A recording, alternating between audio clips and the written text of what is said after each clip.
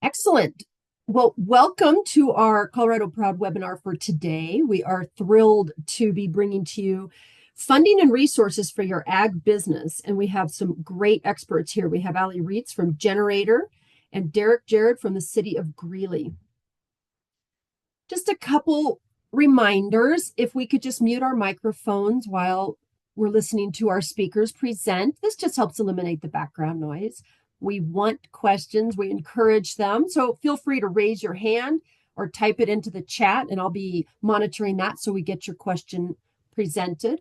And of course, we'll ask for questions after each speaker and again at the end, but don't hesitate if you have one, go ahead and just put it in the chat or raise your hand. If you come up with a question after the webinar, feel free to reach out directly to our speakers or come to me. I'm Barb Howe. This is my email address, barb.howe@state.co.us. I want to thank everybody for joining. I'm going to stop sharing and tell you a little bit about who we have with us today. We have got Ali Reitz, and over the past 10 years, Ali has started and run 4 successful businesses in various industries. She has worked closely with dozens of entrepreneurs to build climate and social impact organizations through coaching, fractional leadership roles, her original entrepreneurship programs, and volunteer membership in partnership with capacity building economic development organizations. We also have Derek Jared, and Derek is the Economic Development Manager for the City of Greeley. He drives economic growth through strategic planning, development, and redevelopment initiatives. He oversees projects aimed at revitalizing urban areas, attracting new businesses, and fostering thriving economic environment projects in Greeley. Well, you guys, thank you so much. We have some great folks that have joined us. So, Ali, I turn it over to you to talk about yourself and Generator. Thanks so much. We're excited to be here. So Derek and I have a presentation prepared for you guys. So I'll just share my screen here. And can we all see that? Sweet. Looks great. Yep, looks great. Awesome. If you guys feel comfortable turning on your videos, we would love to see your faces and your reactions to our shocking information that we'll be sharing. That would be awesome. And to get started, I would just love to, since we have a good group here, maybe let's have 3 of us do a little quick introduction of who you are, what your business is, why you're interested in this webinar. So we'll pick on the brave souls who turned on their video. Brian Vaughn, would you like to share?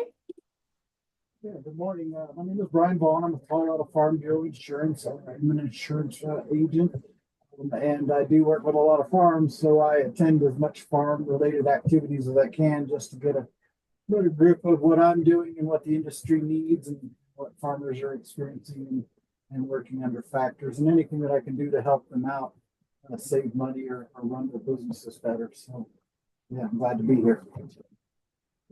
Awesome. Thanks, Brian. Cool. Jeff, would you like to share?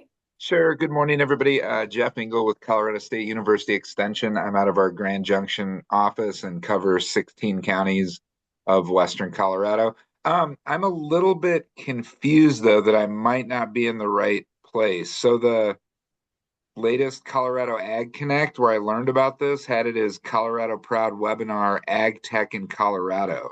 Is this one and the same? Am I in the wrong spot? What? No, Jeff, you're fine. Sorry about that. We had a webinar planned with some ag tech companies to join. We had to flex a bit when schedules got crazy last week. So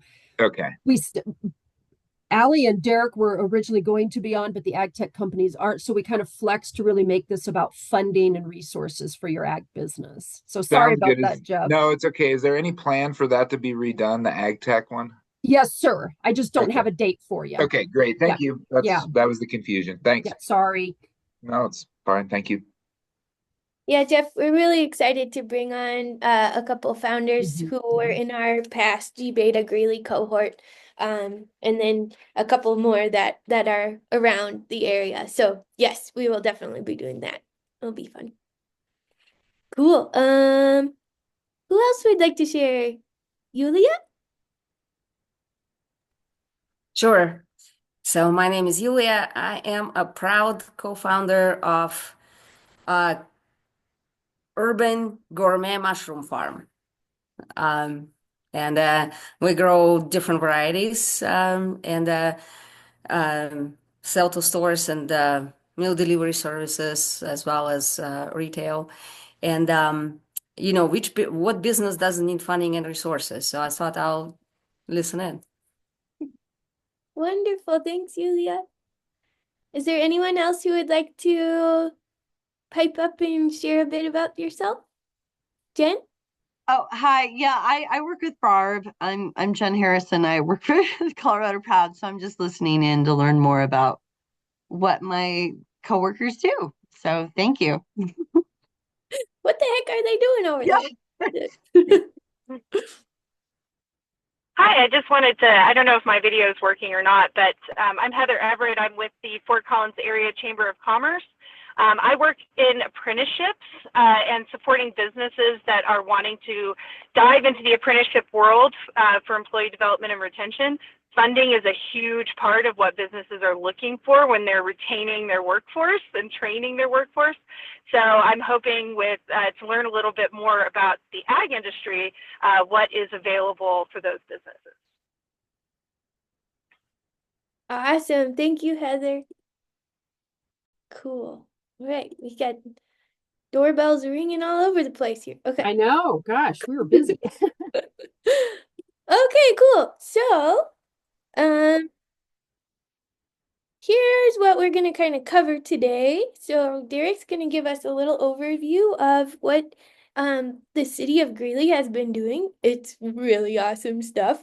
And then I'm going to go in a little deeper detail on, what types of things we need to do to prepare for raising money for an ag business, what the specific kind of challenges for ag companies are that we've seen with our gBeta Greeley Ag Tech Accelerator, and the types of funding that you might be able to find in Colorado, and which might be right for your company based on how much money you actually need. So I'm going to turn it over to Derek, and he's going to let me know when I can move the slide. Thanks, Allie. Really appreciate it. Thank you, everyone, for having us on. Barb, thank you. Also, I'll just put out a kind of a disclaimer here. Obviously, really focused on City of Greeley, Weld County. I know that we have people across the state. So hopefully I'll try to share what's going on in Greeley, but hopefully the comparison or what could be done in other communities across the state of Colorado is a strong takeaway. So really speaking from one stance, but also kind of telling you about the excitement that's going on here in Greeley. So yeah, to get started, this is a really powerful screen. Or at least I think so. I should give a little background as well, been in economic development for a long time. But most recently just moved to Greeley in June of last year.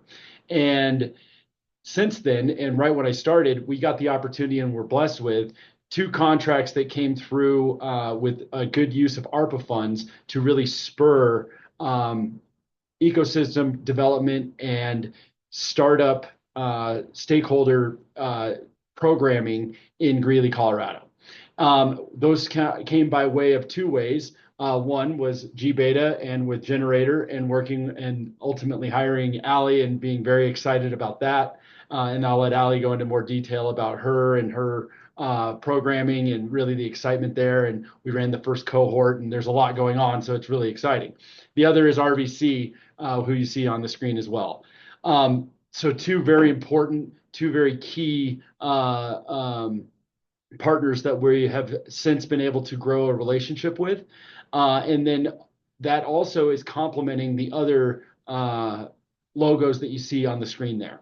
And everybody plays a role. And so one of the things that I've gotten to the opportunity to do and see as a real, I think, value add as trying to really help grow this is, the city of Greeley, our job really is to enable this success and really work on making sure that we're collaborating and everybody is working together for that same objective, which is to help those legacy industries like agriculture, energy, either pivot, advance in technology, come up with ways or strategies to grow. So ultimately, there's a couple ways that we can do that in economic development. We can either, attract or retain, or we can start growing our own. And I think really that's kind of kicking in, and we're finding the opportunities. And we've really had some really good success with our first cohort through gBeta here at the end of the year, where we had a couple companies that really, I think, touched on that. So this is really exciting. So next slide, please. So that's really the next slide is just kind of focusing on that. Also, I'm going to run through my slides because I think everybody mostly is here to see and hear what Ali has to say. Much more important. Mine is mostly just a kind of a broad brush on why, as a community, we're really involved in this. And we're seeing it as a huge opportunity, something that was not happening. We have some very strong leaders in our city manager's office. Raymond Lee, our city manager himself, does a really good job of promoting and wanting to see the future of Greeley just grow in all areas. And I would say that here's really the excitement, and what is happening in the innovation and entrepreneurial ecosystem speaks to that. So yes, like I said before, we're targeting those emerging industries, but we're trying to address those legacy industry needs. Next slide, please. And ultimately, kind of tying back into that first slide, bringing everybody in and increasing that frequency of how often we meet. So, like when we were looking at that powerful that screen, that slide with all of the different logos on it, yeah, this one. What the best part is everybody is trying to march towards the same beat, but we all have a different audience, and working on trying to either find alignment in some of those audiences, but then also at least understand that if there's an opportunity where we can cross pollinate some of their areas, or we can also use it as an opportunity to market to one, if not the other, but find where there's those gaps. And that's where I think the city plays a really important role, is being involved and kind of being kind of the center pivot, to use an agriculture term there, to where we can see, that 360 of our entire community and really work to then bring those resources to bear. And ultimately, I think prior to my arrival, but when the generator gBeta contract, and then also RBC, those were two huge gaps that were not happening. Next slide, please. So that we can, so focusing on those emerging, next slide, one more. Perfect. So yes, so really increasing those active engagements with those key stakeholders. We're really trying to build a resilient ecosystem. And that year over year, catalyzing our community, mentorship, networks, it takes a lot. And so we're really trying to raise the rising tide raises all ships. And ultimately, if we can have either companies that are coming through our programming, receiving follow-on funding, and then continuing to bolster the project, the contracts that we currently have with gBeta and RBC, as long as the value add is happening to the ag-related companies and those legacy industries that are happening in our community, then I think that we're doing our job. So anyway, I will pause there. If there's any questions, happy to answer. But really, I think everybody's mostly excited about hearing what Ali has to say, and really the strategy and the plans behind what's going on with programming. Cool. Yeah. Does anybody have questions for Derek? Local resources?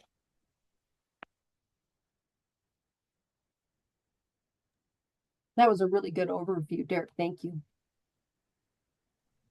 You're welcome. And I guess if I would put one more plug in, that's the whole thing, is there's a lot of resources available, trying to find them all, tie them together, and work together. That really is the key. So. Mhm. And really, you can reach out to any of these organizations here, and they will get you connected where you need to go within this ecosystem. And this is not just in Greeley, like Derek is saying. Like one thing, I mean, because I've been working at the City of Greeley for a little over 6 months now, right? But it feels so wonderful in that it's a very regional mission that we have, that we're all trying to kind of, like Derek's saying, like rising tide raises all ships. We're all of these organizations that you see here are have the same shared interest of improving and enhancing the local entrepreneurial ecosystem and making it a really awesome, fun place to start a company in northern Colorado and Greeley and all of that. So, yes, don't hesitate to reach out to anyone at these organizations because they will know where to get you. And that is because of the work of the City of Greeley to bring them all together, which really hasn't happened before. It's really exciting. So some of these calls we had together have been really, really fun, where it's like, oh, we're doing this stuff over here, we're doing this stuff over here. So I appreciate Derek so much for bringing us all together, and I just love my job. It's so much fun. Best job ever. Allie, I would make just a quick plug for the East Co. Well, the SBDC network as a whole, but specifically the East Co. network. It was 3 or 4 years ago that I was a consultant for Lisa Hudson out there before I became a director in the Grand Junction Center for our SBDC. And knowing how those different centers run across the state, I think the one that's in Greeley is I won't say the best in the network because I don't know who else is listening or who will find this recording, but it's a very well-oiled machine with a ton of diversity and expertise. So even I think sometimes for companies that maybe they don't need to have a geographic, like I guess I guess I would say like companies that don't have something specific as far as geography that they want to engage with one of the SBDCs. If you, for example, if you need to find a lease in Mesa County, you probably shouldn't call the East Co SBDC. But if you're looking for some sort of specific expertise in starting a business, they're able to help a ton of different genres, and it's somewhat geographically agnostic. So just a plug for Lisa in case she decides to listen to this call. It's one of the better run centers. So shout out to the folks in Greeley. Thanks, Jeff. Yeah, definitely well deserved. We are working with some of the consultants who work with the East Colorado SBDC, and some of them are even volunteering to help us start a new 1 Million Cups community in Greeley. And so they've been super involved in what we're doing. And yeah, they're wonderful for sure. Okay, cool. Hopefully we have emphasized that everybody is supporting startups, and don't hesitate to reach out because we'll jump at the chance to help you however we can.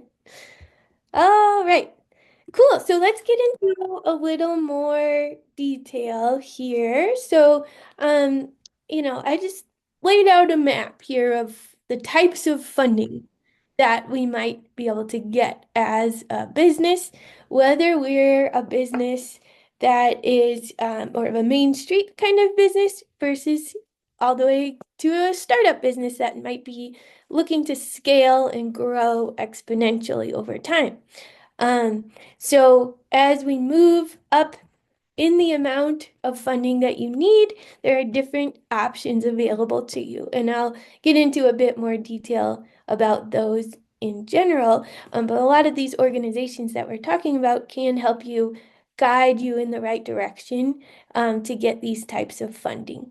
All right. As you look at this list, is there any of these that you're looking to get, you're excited about, you're confused about what is that?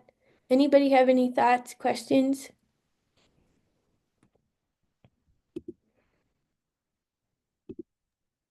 I'm not Okay. seeing any, Allie. Okay. Thanks, Barb. Cool. Okay. So the main thing to think about from my experience with working with businesses is when you go to find funding, you want to make sure that you have kind of built this machine, right, before you can find funding. You know that if you put a certain amount of money in, you're going to get a certain amount of money out, right? So this gives you the confidence to go to the banker who's going to give you a loan, to go to the angel investor who might write a check and say, I know that if I put $5 in, I'll get $100 out of my company, right? And this is exactly why I'm raising this money from you, right? Some of the ways that we can build this machine, right, is really focusing on doing one thing really well for one type of customer, especially at the early stage of our business, right? Founders that are really focused on this concept, I've seen just really grow very well because they are able to refine what they're doing and they're not distracted by different types of products that they're launching, different types of revenue streams they're trying.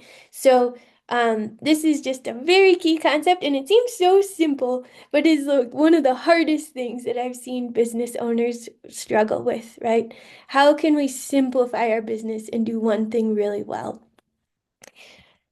All right, and then here at Generator, we have kind of a mantra that we use. We say, first sell, then sell reliably, then sell at scale, then sell at scale at margin, right? And what does this mean, right? We are continually solving for the biggest, hairiest assumption that we have that's going to make or break our business, right? So when we start out, we just want to prove that we can actually sell this thing to someone, right? That people will buy what we have created, right? The next step, and the step that where it's ideal to get to before we start to find funding, is to be able to say, okay, I know that people will buy it, and I know how I can get people to buy this, right? I am able to sell reliably. Whether that means I have kind of a formula where if I reach out to 10 people, 3 people will say yes, right? And that's a consistent kind of a conversion rate percentage number that I have. What this kind of mantra also tells us is like at the beginning, we don't necessarily need to worry about what it's going to look like when you're trying to sell at scale, right? We don't need to create processes and things that will allow us to sell to 1,000 people before we know that we can confidently sell to 10 people, right? And then same kind of thing with margin, right? We are able to kind of work with the inner workings of our business as we grow to improve our margins over time. But that's not really going to matter much, right? If we don't know that we can actually sell what we are building. Cool. That's my soapbox.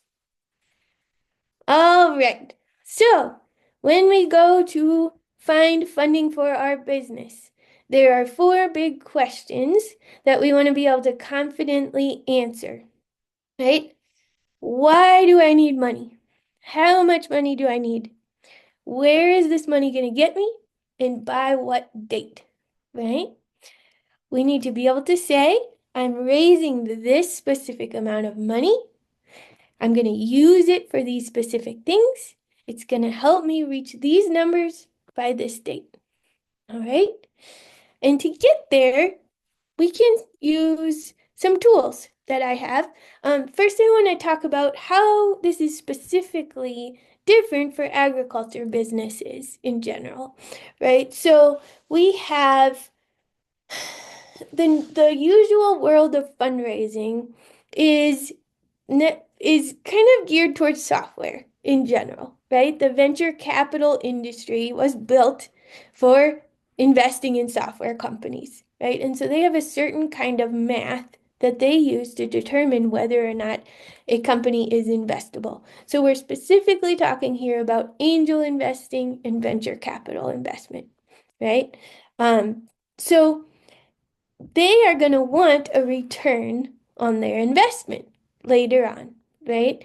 And when you're a software company, you do need to build your software, but once you have your software, you have the ability to kind of do this hockey stick type of growth, right? At very minimal overhead to actually grow the number of customers who are using your software.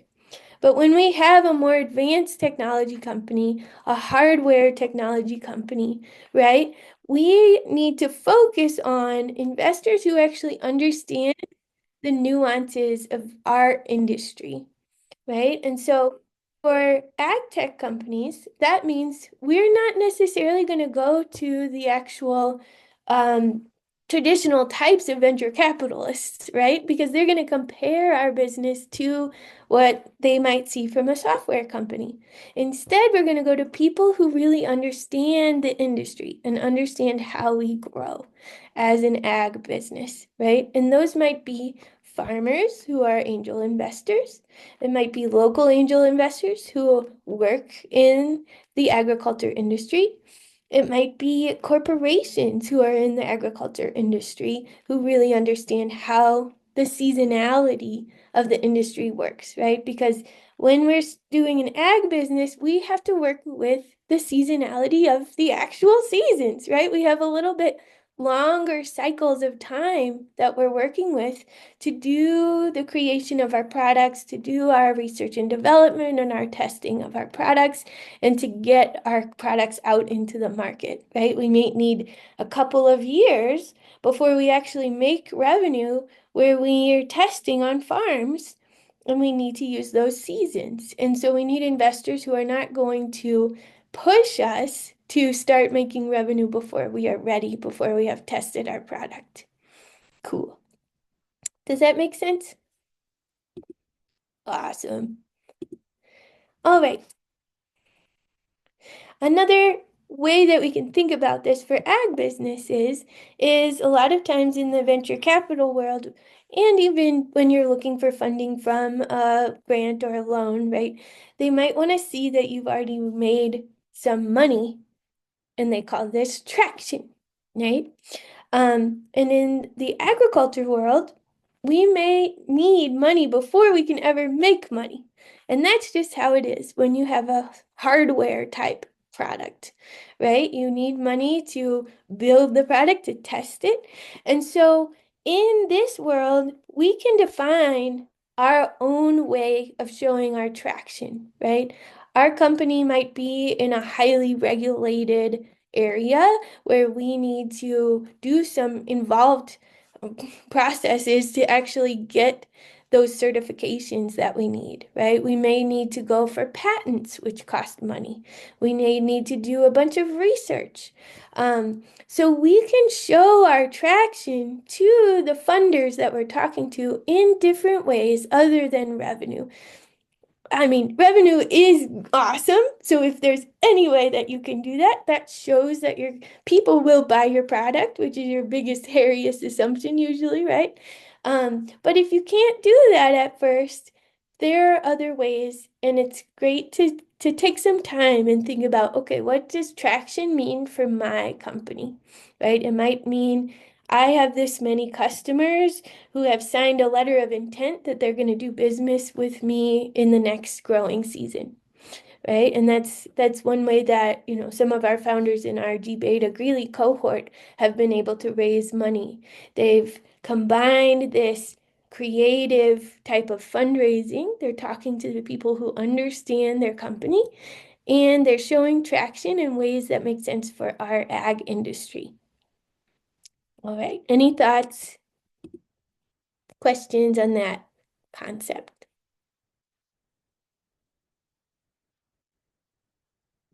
All right. See any hands, but when it talks about defining your own success metrics, how can you give a little update maybe or thoughts on record keeping, things like that that might be useful as you prepare this? Yeah, definitely. And we'll get into that in a second for sure. You can, yeah, map out your future so that you know where you're gonna go.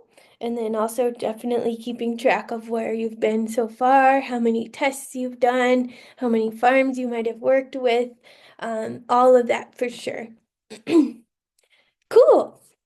So if we're thinking about raising some money for our business, we can think of it in terms of this kind of timeline where if we know how much money is in the bank account today, and we know how much money we're spending every month, and this is where Barb, yes, hopefully we've been tracking how much money we spend every month, right?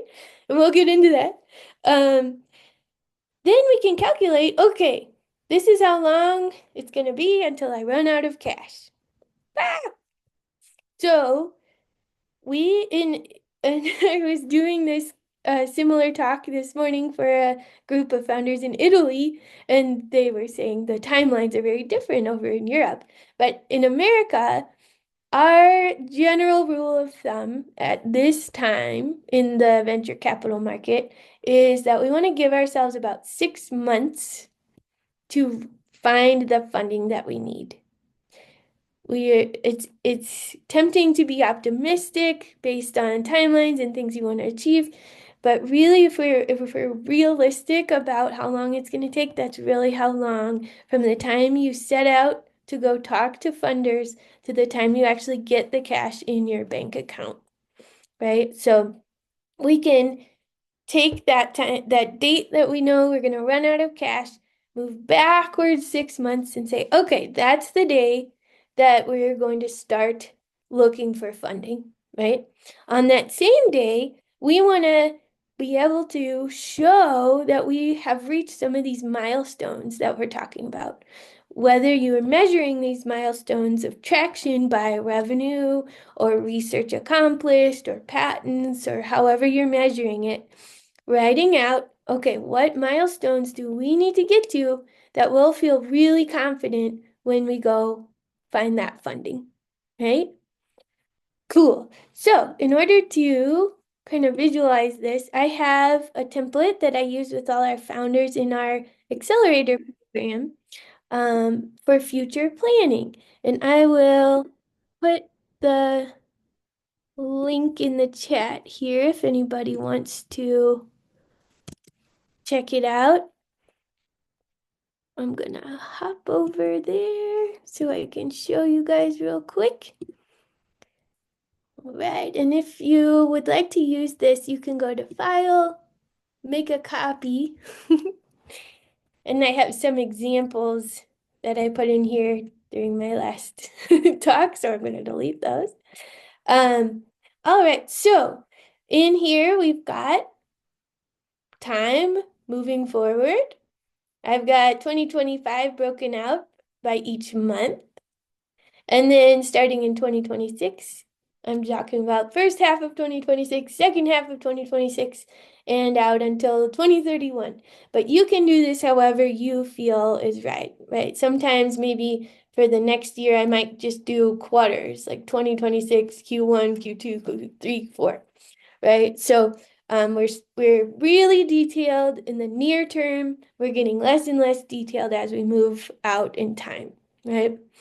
Then we're talking about what are going to be our goals. What are these metrics and milestones that we want to show and talk about when we go look for funding, right? So we've got revenue here. Usually that's one of the big ones. But then we have some KPIs, key performance indicators, that we can measure to show our traction, like Barb's talking about. How can we measure over time what we're doing so that we have a real record and a track record to show, hey, if we say we're going to do all this cool stuff with the money that we get from you, here's our track record.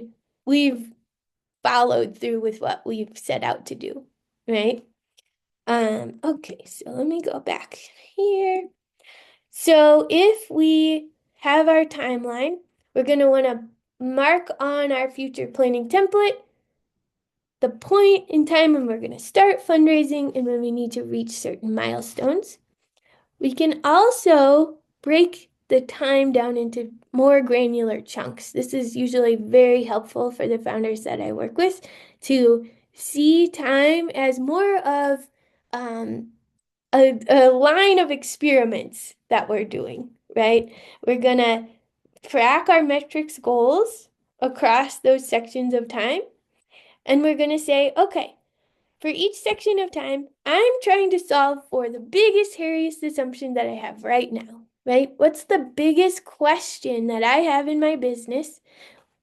If I don't answer it, that's a make or break for my business, right? And we can do some brainstorming around our assumptions to say, like, because I believe in my core values, what am I assuming that other people believe as well, right? We're usually assuming that other people think in a similar way that we think, right? We can think about the stakeholders, the people involved in our business. What am I assuming about my customers? Am I assuming that they understand that they have the problem that I'm trying to solve for them, right? That's what we see a lot of founders run into. They know these people have a problem, but the people don't actually know they have that problem, right? We can also think about our partners, anyone involved in the operations of our business, right? Then we can think about what assumptions do I need to validate around the problem itself that I'm solving, right?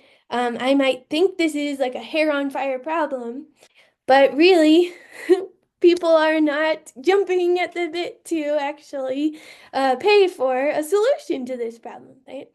We can also have assumptions around our solution, right? A lot of times this looks like I'm creating a product and I'm going to assume that people are going to use it in a certain way. But when I actually put it into people's hands, they might use it in a totally different way than I think they will. And I can learn from what they do, right? So really we're marking out what are the big assumptions that we have? What questions do we need to answer in our business? What's the biggest question right now? And for the next chunk of time in our business, that's going to be our top priority to validate that assumption, right? We can then say, okay, what numbers will tell me whether or not I actually have answered this question, right? And this is where it gets the scrunchiest I've felt with founders, right? Because we're kind of translating this holographic idea that's in our mind and we're bringing it into this reality by putting it down on paper, by assigning numbers to things. It can get a little bit sticky when we try to do that, right? But ideally, what we come out with when we turn our assumptions into metrics that we want to track to tell whether or not we validated those assumptions, then we come up with our top numbers that we want to track for our business, our key performance indicators, right? And I think of it kind of like if your business is a car and this is your dashboard. What if you only had like 4 numbers that you could see while you're running your business to tell you whether or not you're gonna hit something or you're going at a good speed, right? What would those numbers be? Cool. Any thoughts, questions around assumptions? Metrics?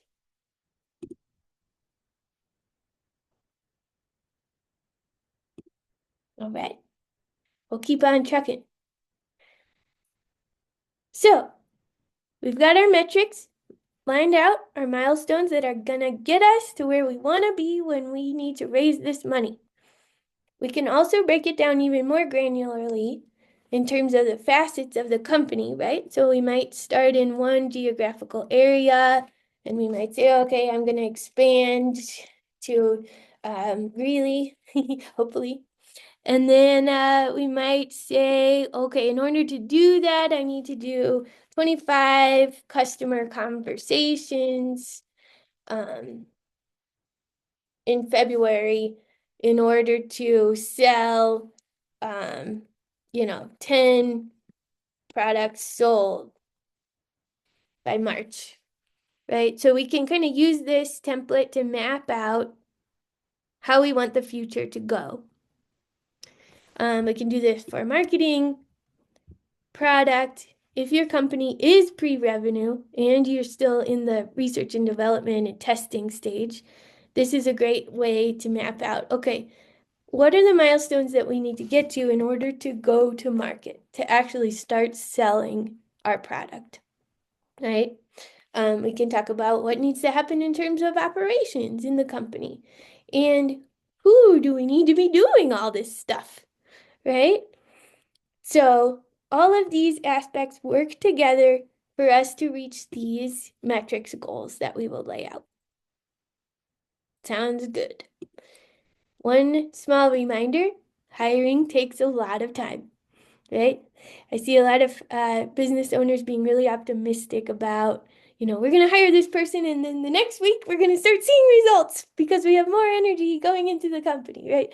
But really we need to make sure that we're realistic about how, the actual amount of time it takes before we see results from, for instance, like a new salesperson, right? You're going to be training them for quite a while before you actually have more income coming in because they're there. And that's just how it is. All right. If we want to go even more granular and be even more confident about finding funding, we can do what's called financial modeling. And this is where we kind of extrapolate out into the future what we're going to make in terms of revenue, how much we're going to spend. And I love this practice. I think this is one of the best skills you can have as an entrepreneur is to be able to build financial models. Because really we're just playing with the future, right? Anyone who looks at a set of projections knows that, these numbers are kind of coming out of our butt, right? Because we don't have the data that we need in order to tell whether we're going to be able to do this, right? Especially at the very early stage, right? But what this does make us do is answer some really important questions about how we want to grow as a company, right? And that's where we really end up with an intentional way to set out and find funding for our business. We answer questions when we're talking about revenue about how do I want to spend my time? If I'm really going to make $2 million in 2026, right? How does that break down into how many sales conversations I actually need to have in October of 2025, right? And how much time am I going to actually get to spend with my family during that time, right? Or maybe do I need to hire someone, right? So we can break this down when we're thinking about expenses, we're thinking about how do we want to spend our money, what are our values as a company. And then the coolest part when we do this financial model is we can come out with an estimate of the amount of money that we actually need in order to do this and to grow in the way we want to grow.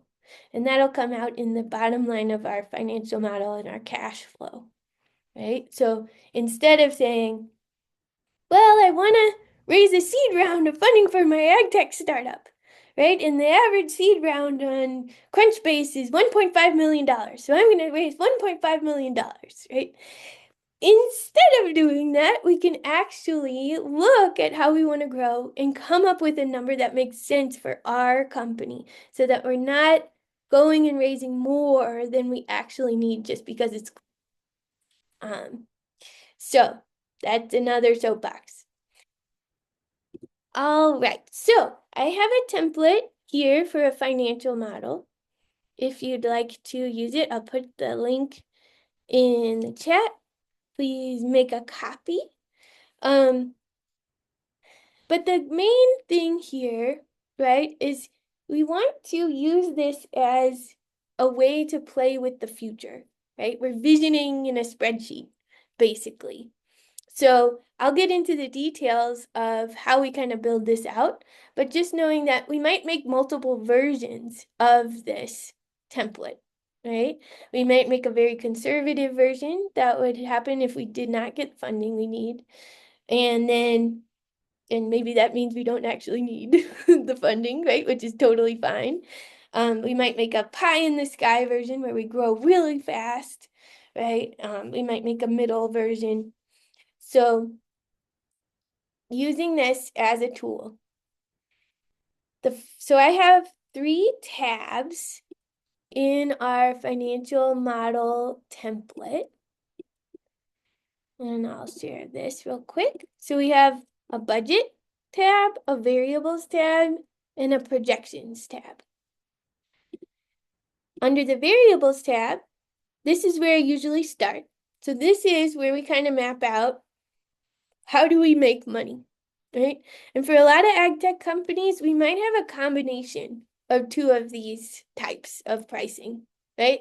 If we have a hardware product that also comes with maintenance or support or software that supports it, we might have a one-off payment from our customer for that hardware product, and then we might have a subscription that's an ongoing thing, right? So we can kind of plug that in here. I've put in here the most common versions of pricing models. And then we also have a space for additional variables. And usually we end up filling this out pretty well, because we have, for each business, we have a different set of variables that are these consistent numbers in our business. And a lot of times these might be a part of our cost of goods, right? How much does it cost us per widget that we sell in order to get the parts that we need to make that widget, right? And so we can put those types of things here, because then later we'll be able to move these numbers around and test, well, what if we bought them in bulk and we were able to get them at a cheaper price, right? What would that look like for our finances? Okay, so that's our pricing model. Once we've got our pricing all set up, we can go in to our projections and we can say, okay, how much do I think we're gonna make out into the future? And this is where people usually start to go, "What?" Because this is totally projection, right? We're making this up. But what I love to do here is to tie these numbers to numbers that we actually have control over. So usually that looks like number of sales conversations, right? What percentage of the people we have conversations with will buy our product, and tie that to the actual revenue we would make, right? So we can say in May, I'm going to have 25 sales conversations and I have a 5% conversion rate, whatever that comes out to be. And that means I'm going to make this much money, right? Okay. So we can do this for each revenue stream we have. Remember, best practices at the beginning, we really try to keep that to as few revenue streams as possible so we can do some really good testing. All right. Once we've got our projections mapped out over time, and we can use our future planning blocking out of time to help inform this, right? So we might say, okay, in 2027, I'm going to go into a new city. That means that I'm going to hire another person and we're going to have double our sales conversations. So in here, I can double this to 50 instead, right? Cool. So using these 2 tools in tandem really has helped the founders that I've worked with a lot to think more qualitatively about the future, and then to bring that into the numbers of the money stuff, right? And then the final tab in the spreadsheet is our budget tab. So we're going to bring in the income numbers from our projections. We're going to bring in cost of goods, which might be tied to the number of things we sell, and some variables in our variable tab. We're going to hopefully reserve some money for profit, which is a wonderful practice. If you've ever read Profit First, such a good book. We're going to think about who's on our team. What's our payroll? And we're going to add the expenses that we think we're going to need to be able to do all this stuff as we go forward. Then at the bottom of our budget sheet, we have this net income, which is basically the income minus the expenses. That's what we did this month. And then we have the cash flow, which is the actual amount of money in our bank account based on what happened last month, right? And so the cash flow is where we can say, oh, okay, this is how much money I'm going to be negative if I want to grow in such a way that I've mapped out in this spreadsheet, right? And that's where we can start to kind of calculate that estimate of how much funding that we need. All right. That's a lot of details. So once we figure out that number, we can go back to the types of funding that are available to us through all these wonderful organizations like Derek mentioned. And we can say, okay, if I need $5,000 to $10,000, maybe I go more for like the micro grants that are offered by nonprofits in Colorado, right? Maybe I go for a line of credit or something like that. If I need $50,000 to $100,000, maybe I do something more like a loan or some of these wonderful SBIR grants that are out there, right?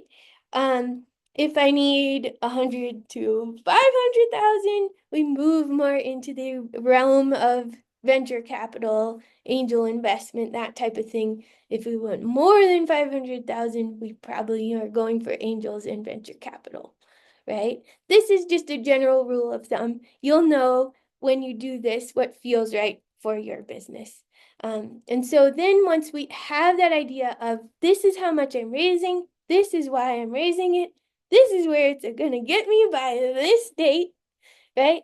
Then we can go to the awesome organizations in our community and say, I need to raise this money. And the people at these organizations are going to help you do that. Any thoughts, questions? I know that was a lot of information. Cool.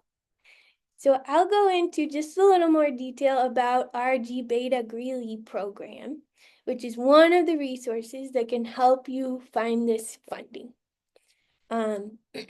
So the gBeta Greeley program is in person in Greeley. Yay! It's 7 weeks long. During the program, we curate meetings with over 30 mentors.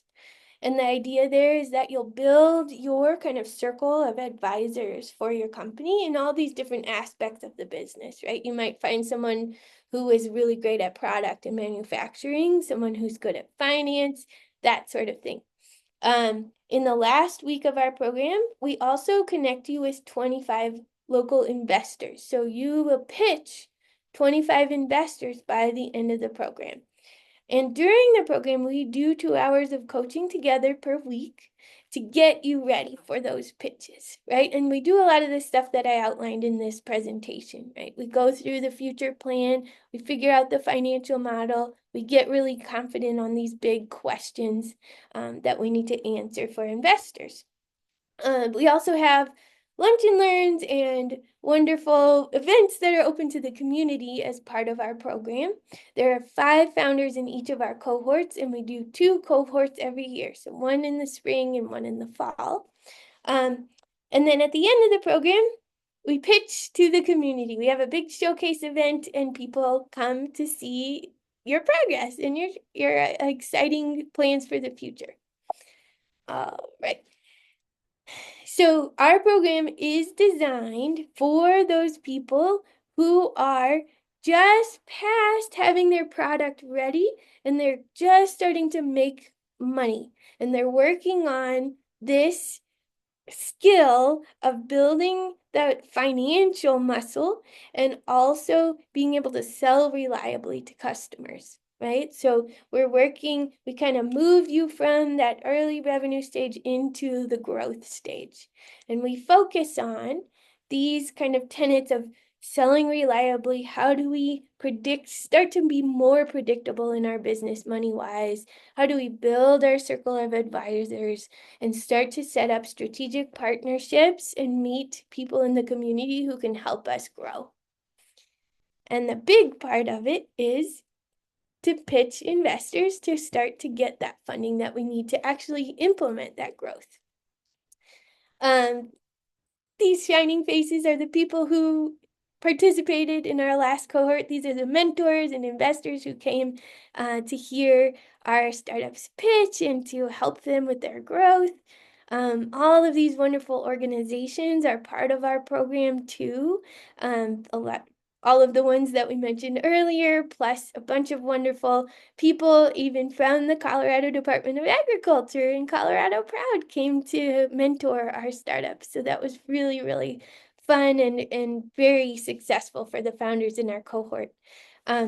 So just a small shameless plug, we are accepting applications for our spring cohort of the gBeta Greeley program.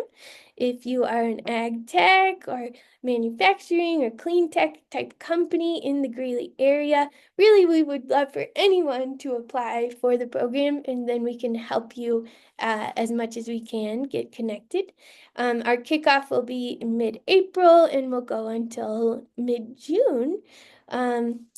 And we'd love to see you apply for the program.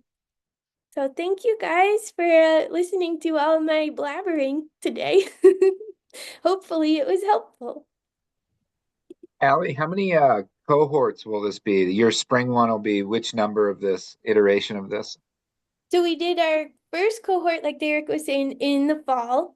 So we Okay. just started, and that was really wonderful. We were able to get some great outcomes for the founders in that cohort. I think a couple investors went to one of our founders' facilities to tour it, and then another one of our startups actually got $50,000 in investment from a local angel investor. So yeah, we're getting there, but this will be our second cohort this spring. Yeah, great slides, Allie, and great resources with those sheets. Maybe, I think, well, I'm sure a lot of people are better at record keeping than I am. So there's always something to learn when it comes to record keeping, and seeing your ideas and the templates is a really nice way. Does anybody have any questions that they'd like to chat with Allie and Derek about? And I think their recommendation in the beginning about connecting with your small business development center in your area is crucial. Certainly, we here at Colorado Proud have done a few podcasts and webinars with different SBDC groups. They're all amazing. So don't hesitate to reach out to them. They know where the resources, and they can really help connect you. I have a quick question if nobody else does. Because you guys are, somewhat centered in Greeley, and Weld County's so important for our ag community. Are you seeing any technologies that are emerging or trends that people are talking about that they're excited about within the ag tech? So see, we'll finally bring this thing all the way around to ag tech. I'm finally going to get us there. But if there's anything that you guys have noticed or seen in that space that people are talking about. Derek, do you want to take a stab at it? I was just going to say a trend that I've been really noticing is automation, obviously, and then also autonomy or autonomous operations, and whether that be either things doing a manual process or actually streamlining processes to have little to no human interaction. Yeah, and we're seeing a lot of applied AI in a very, intentional way, which is great, of the drones go and map the fields and create a digital twin, and then the robots can then use that information. So it's like if a lot of the initial wave of ag tech in this new kind of world of AI and data have just presented data to farmers and to growers, but they've asked for, okay, how do I use this data, right? How do I use this information that you're giving me? And that's where the most successful startups that we're seeing are playing at, where they're like, yes, we provide this data, whether it comes from a drone or a satellite image or whatever, but then we actually also bring in the actual results from that data, not even just the insights, but the robots that go in the field and use the data to actually weed the crops, or a real solid suggestion for how to irrigate your crops based on satellite imaging. So there's this applied aspect to the data, which I think is really important. Yeah, good question. Good point, Allie. Well, do you have any other thoughts, Allie or Derek, about how our Colorado Proud members could reach out to you guys specifically? I did provide your email addresses. Do you have websites that may be easily accessible for them?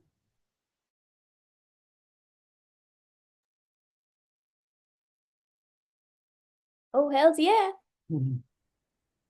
I put in the chat our link to our gBeta Greeley program page. There's a link to apply for the program there, and I would encourage anybody who's considering it to go for it. There's also a link in there to schedule office hours with me. And those are totally free office hours where we can kind of nerd out on business strategy, and I can also answer any questions you might have about the program. And for myself, please, yeah, contact information that was provided, my email, happy to answer. Also, if you're a part of a different part of the state, happy to connect you with a counterpart doing something similar in economic development across the state. We're a part of the Economic Development Council of Colorado. So as the EDCC, there's constantly things that are being discussed, and Kim Woodworth does a really good job as the executive director of coordinating and making sure that all areas of the state are being touched. So if you want to connect with myself, get more connected with EDCC, or if you have some familiarity there, happy to answer any questions or be involved that way as well. Oh, thank you for that. And just for everybody on the call, all of those links are in the chat. So if you want to access those and just have them at your fingertips to take a look at, or refer to later, those are in there. This is being recorded, so this will go up on the ag.colorado.gov website under Colorado Proud, so you'll be able to see it again. And if you need to access those links, or reach out to Allie, and she'd be happy to share those, I know. Well, if there's no more questions, I just want to thank you guys. Fantastic job.